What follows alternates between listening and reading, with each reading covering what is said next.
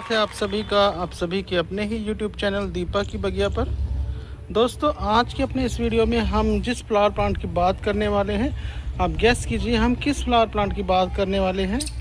दोस्तों आप देख रहे हैं मैं जो हूँ अपने इस वीडियो में डिफरेंट टाइप ऑफ प्लांट्स आपको दिखा रहा हूँ और बहुत ही सुंदर हैं ये सारे के सारे फ्लावर प्लांट और बहुत अच्छे से चल रहे हैं, ये देखिए।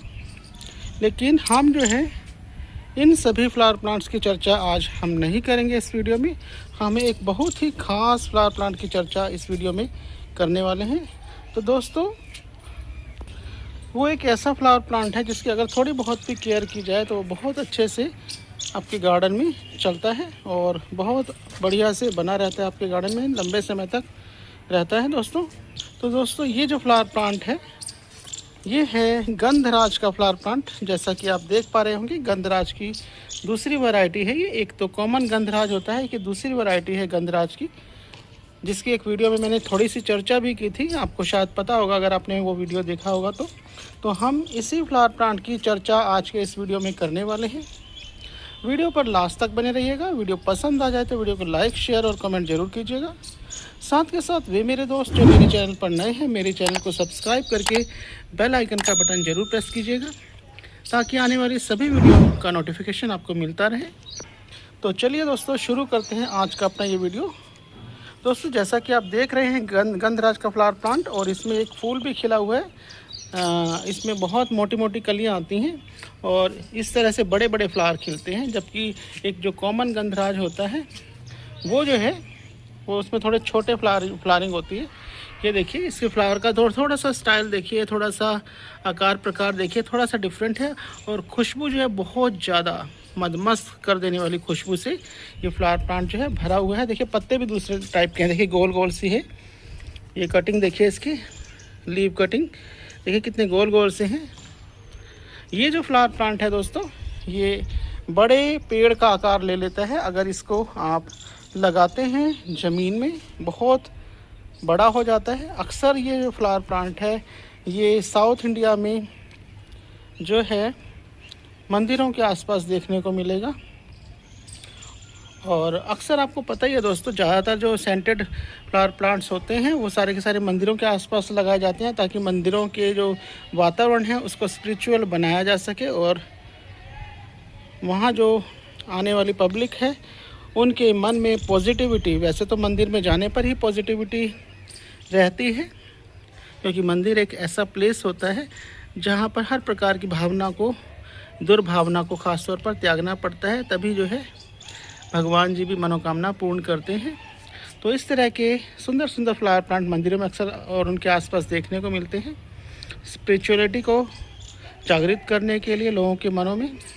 तो दोस्तों चलिए शुरू करते हैं आज का अपना ये वीडियो। जैसा कि इस प्लांट के बारे में बताया गया है कि ये एक ऐसा फ्लावर प्लांट है जो कि जिसे हम सेंटेड फ्लावर प्लांट्स की कैटेगरी में रख सकते हैं और इसकी जो खुशबू होती है, क्योंकि इसका नाम ही होता है गंध का राजा, यानी कि गंधराज मतलब गंध का राजा, यानी कि बहुत ही उम्दा क्वालिटी की इसकी खुशबू होती है, बहुत अच्छी इसकी खुशबू होती है, इसलिए इसको गंधराज का नाम दिया गया है।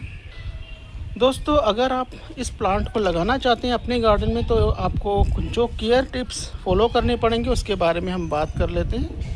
दोस्तों अक्सर ये कहा जाता है गंधराज का जो फ्लावर प्लांट है वो कुछ नखरीला सा फ्लावर प्लांट होता है, बहुत ज़्यादा केयर मांगता है और बहुत ज़्यादा केयर करने के बावजूद भी वो सही से नहीं चलता है।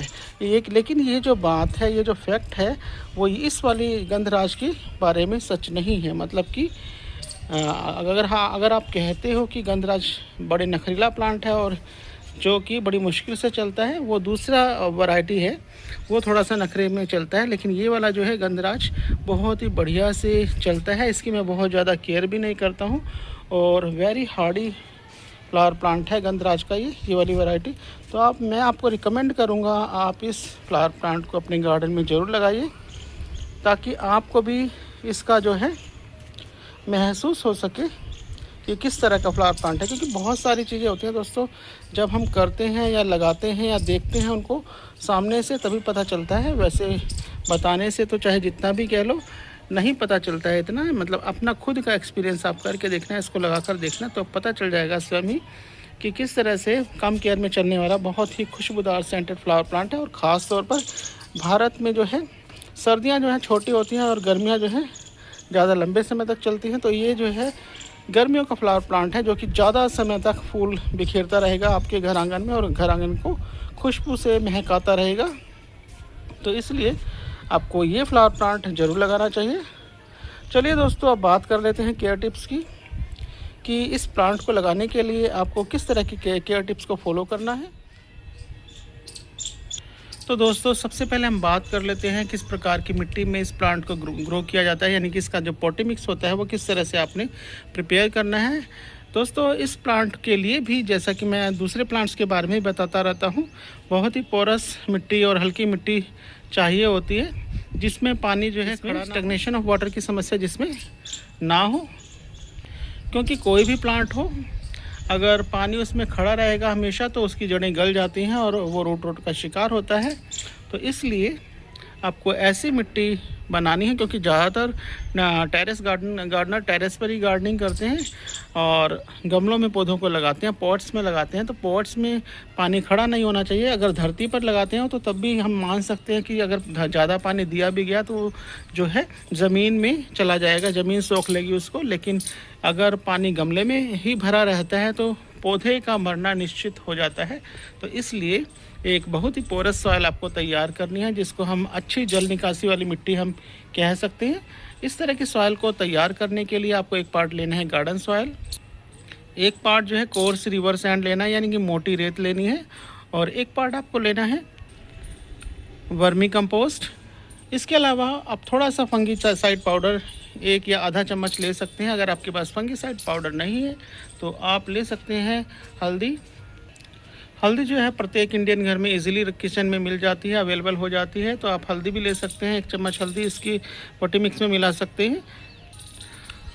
अगर ये दोनों ऑप्शन भी आपके पास नहीं है, थोड़ी सी नीम खली पड़ी है तो वो भी आप इसकी मिट्टी में मिला सकते हैं। तो ये तीनों में से कुछ भी एक मिला सकते हैं आप। तो इस तरह से बहुत ही अच्छी हल्की मिट्टी और भुरभुरी मिट्टी आपके द्वारा तैयार की जानी है। और हमारे पास ये सभी मिक्सचर के बाद एक ऐसी मिट्टी तैयार हो जाएगी जो फंगस रहित भी हो। तो इस तरह से ऐसी मिट्टी में प्रत्येक पौधे को लगाना चाहिए। गंधराज को भी इसी प्रकार की मिट्टी में लगाया जाता है दोस्तों। अब बात कर लेते हैं वाटरिंग की। दोस्तों, ये जो फ्लावर प्लांट है ये मीडियम वाटरिंग मांगता है, यानी कि बहुत ज़्यादा वाटरिंग भी नहीं मांगता है ये, और बहुत कम वाटरिंग भी नहीं मांगता है। यानी कि आपको इस तरह से वाटरिंग करना है कि अगर मिट्टी सूखी हुई है, ऊपर से मिट्टी की 1 इंच तक सूखी हुई मिट्टी है तो तभी इसमें पानी देना है। जैसा कि आपको पता ही है दोस्तों, आजकल पूरे के पूरे इंडिया में बहुत ज़्यादा, नॉर्थ इंडिया में तो ख़ास तौर पर बहुत ज़्यादा गर्मी है, गर्मी के प्रकोप में है। तो बहुत ज़्यादा गर्मी है, इसलिए इस ऐसी गर्मी में अगर बरसातें नहीं हो रही हैं आपके यहाँ, तो ऐसी गर्मी में क्या करना है, सुबह शाम दोनों टाइम थोड़ा थोड़ा पानी डालना है। तो ये पौधा स्वस्थ बना रहेगा। और जैसा कि मैंने पहले भी बताया, मिट्टी की प्रक्रिया बनाते समय भी बताया कि पानी जो है इतना डालिए कि इसकी जड़ों में लंबे समय तक खड़ा ना रहे। उसके लिए आपको पोरस सॉइल तैयार करनी है, जैसा कि पहले बताया गया। तो इस तरह से ये प्लांट जो है इस तरह से केयर करेंगे तो अच्छे से चल पाएगा। अब बात कर लेते हैं दोस्तों सनलाइट की। ये जो पौधा है ये पूरी तरह से सनलाइट का पौधा है, इसको बिल्कुल भी शेडी एरिया पसंद नहीं है। तो देखिए दोस्तों, जितने भी सेंटेड फ्लावर्स होते हैं, वैसे तो फ्लावर्स सारे ही, लेकिन ये सेंटेड फ्लावर्स तो बिल्कुल भी छाया में नहीं, एक तो फूल नहीं देंगे। अगर थोड़ा बहुत आप ऐसे एरिया में रखते हैं जहाँ थोड़ी बहुत धूप आती है, वहाँ थोड़े बहुत फूल देंगे, और फूलों में खुशबू की भी थोड़ी बहुत कमी रहेगी। तो ये पूरी तरह से सनलाइट का पौधा होता है, और इसको आपने पूरी तरह से सनलाइट में ही रखना है जहाँ पूरे दिन की धूप आती रहेगी। छन कर धूप का कोई चक्कर नहीं है, इसको पूरी तरह से सनलाइट में आप रखिए।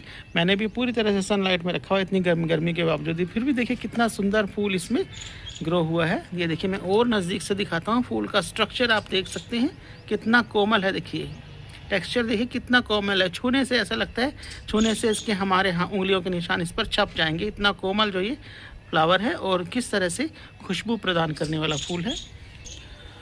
अब हम बात कर लेते हैं बीमारी की। दोस्तों इस पर मैंने जब से लगाया है किसी प्रकार की कोई भी बीमारी लगते हुए इस पर नहीं देखा है, ना कोई कीड़े का अटैक देखा है, ना कोई माइट अटैक देखा है। कुछ भी अटैक मैंने इस पर होते हुए नहीं देखा है। मेरे यहाँ तो बहुत अच्छे से चल रहा है। अगर किसी के यहाँ पर इस तरह की कोई समस्या आती भी है तो जहाँ वैसे कीड़ों का अटैक वहाँ ज़्यादा होता है जहाँ सीलन भरा एटमॉस्फेयर होता है ना, तो आपको क्या करना है, थोड़ा सा नीम ऑयल का स्प्रे इसके ऊपर कर देना है। यानी कि 1 लीटर पानी में 5 ml जो है नीम ऑयल मिलाकर उसमें थोड़ा सा हैंड वॉश मिला दीजिए। हैंड वॉश इसलिए मिलाया जाता है दोस्तों ताकि जो नीम ऑयल है वो पानी के ऊपर तैरे ना, वो उसके ऊपर मिक्स हो जाए। और अगर आप थोड़ा सा एप्सम सॉल्ट मिला सकते हैं तो वो भी ठीक है। एक तो आप ये कीड़ों को मारने में मदद करेगा नीम ऑयल, दूसरा एप्सम सॉल्ट से पत्ते भी हरे भरे हो जाएंगे, क्योंकि एप्सम सॉल्ट भी पत्तों को ग्रीन बनाए रखने में बहुत मदद करता है। उसका स्प्रे भी किया जा सकता है। ठीक है दोस्तों, आम के आम गुठलियों के दाम हो जाएंगे, यानी कि आप कीड़ों को भी मार सा पाएंगे और पौधे को भी स्वस्थ रख पाएंगे। तो इस तरह से पौधा आपका अच्छे से चलेगा। दोस्तों अब बात कर लेते हैं रिपोर्टिंग की। तो दोस्तों ये जो पौधा है रिपोर्टिंग आप इसकी तब कर सकते हैं जब इसमें फ्लावर्स ना आए या फिर पत्तों का आकार इसका छोटा हो जाए। जैसा कि मैं बार बार आपको बताता रहता हूँ, ये रिपोर्टिंग के साइन होते हैं। फूलों का आकार छोटा हो जाता है, पत्तों का आकार छोटा होता है, पत्ते नहीं भी आते। ये जो मेरा जो पौधा आप देख पा रहे होंगे, ये जो अब इस समय रिपोर्टिंग मांग रहा है, सॉरी, इस समय ये रिपोर्टिंग मांग रहा है, जबकि मैंने इसकी रिपोर्टिंग करी थी मार्च के महीने में। तो अब इसकी रिपोर्टिंग मांग रहा है, क्योंकि देखिए पत्तों की संख्या कम हो रही है इसके ऊपर से। वैसे भी मैं सोच रहा हूँ जब बरसातें आ जाएंगी, बरसात आने वाली, बरसातों का सीज़न, मानसून आने वाली है, तो मानसून के सीज़न में हम यहाँ क्या करूँगा, इसकी रिपोर्टिंग कर दूँगा। और रिपोर्टिंग के बाद थोड़ा जब ग्रो होगा ना ये, तो फिर इसकी कटिंग भी कर दूँगा। रिपोर्टिंग के 1 महीने 2 महीने बाद कटिंग भी कर दूँगा ताकि ये फैल जाए अच्छे से। मतलब कि ये पौधा ज़्यादा घना हो जाएगा अगर इसकी कटिंग भी की जाएगी। लेकिन दोस्तों आपको क्या करना है, साथ के साथ रिपोर्टिंग और कटिंग इकट्ठे नहीं करने हैं, बिल्कुल भी नहीं करने हैं। इससे पौधा जो है डबल शॉक में चला जाएगा, रिपोर्टिंग शॉक में भी और कटिंग के शॉक में भी चला जाएगा, तो पौधा आपका ख़राब हो सकता है। तो इसको आप नर्सरी से लाकर प्रोपागेट कर सकते हैं। इसके अलावा आप इसको स्टेम कटिंग से बरसातों में प्रोपागेट कर सकते हैं। फरवरी के मौसम में भी इसको स्टेम कटिंग से प्रोपागेट किया सकता है, बरसातों के मौसम में भी, और अक्टूबर नवंबर के मौसम में भी इसको आप स्टेम कटिंग से प्रोपागेट कर सकते हैं।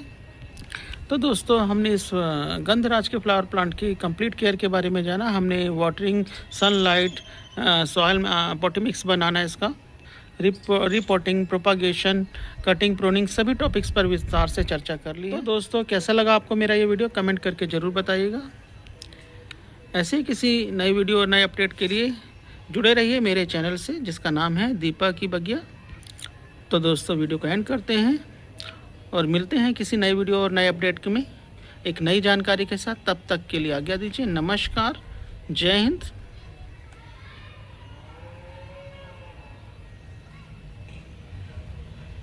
हैप्पी गार्डनिंग दोस्तों।